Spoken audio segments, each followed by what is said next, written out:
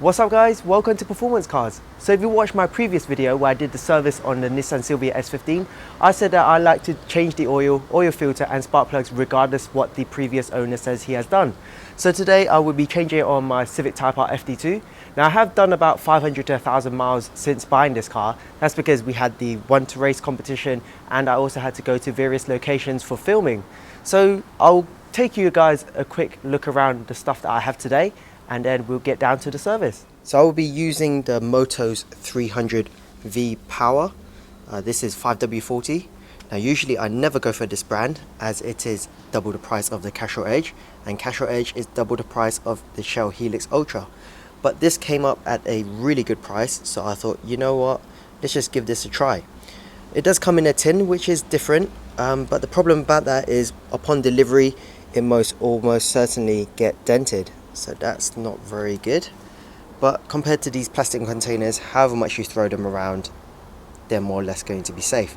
So I usually use Castrol Edge for my S2000 and the Shell Helix Ultra for anything else. We also have a HAMP filter with a spare washer, and we'll be going for the NGK Iridium 9s. This is the normal heat range at number 7, and we also have a magnetic drain plug. So we're going to go switch on the engine, warm it all up, and then drain out the old oil.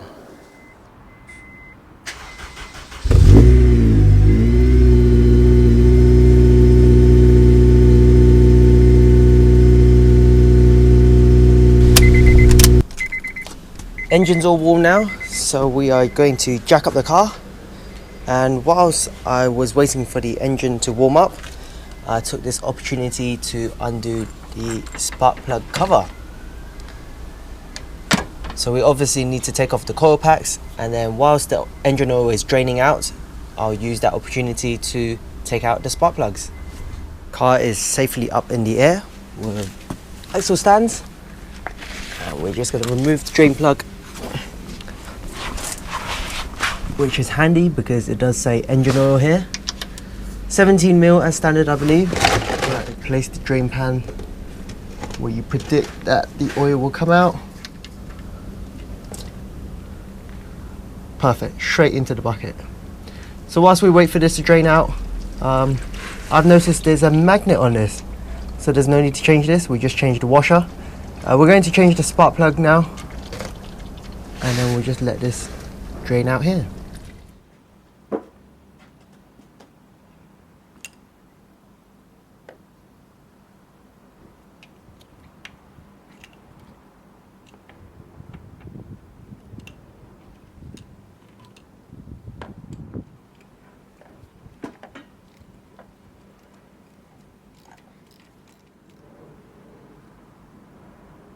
Definitely a good time to change these spark plugs.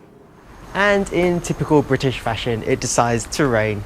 So I had to move all my camera equipment inside. I won't be able to capture as much footage for you guys, but I'll still continue working on the car. Just a quick update, the sun has decided to come out and it is pretty hot now.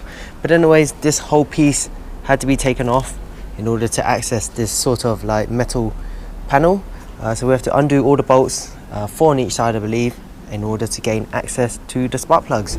So it's a bit fiddly, a bit more than I expected, but we are getting there. The area just below the windscreen is also very filthy, so this is a great opportunity to clean it, so I'll get to that.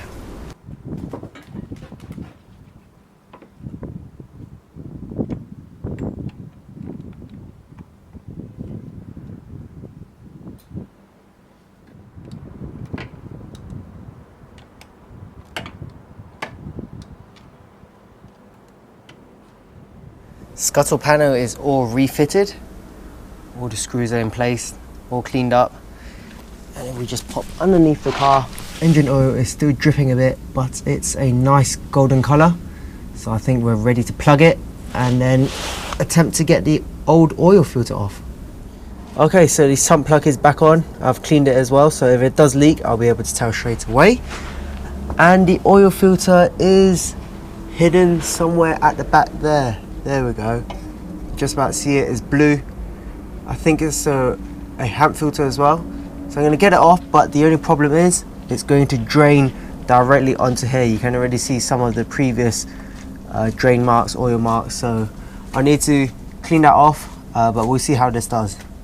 Alright, so the old oil filter is off and the new one's on there, but as expected, the oil from the old oil filter leaked all over the drive shaft and just underneath the subframe, so I need to go clean that. It's not very good. Should have put more cloths there, but even when I took the cloths out, it started leaking, so it didn't help very much. Alright guys, I've finally done with the service, oil change, oil filter and spark plugs. The spark plugs took a bit longer than I expected. It's not like the EP3 with the K20 where it's straight to the spark plug cover. It's more like the FN2 where you had to take out most of the covers. So it took me quite a while. The grommet had to come off as well, so that was a bit interesting, but it allowed me to see how that was fitted. And yeah, the oil was pretty dark from the previous owner. I'll show you guys now. This is what came out of the FD2. So pretty dark, quite filthy, good time to change.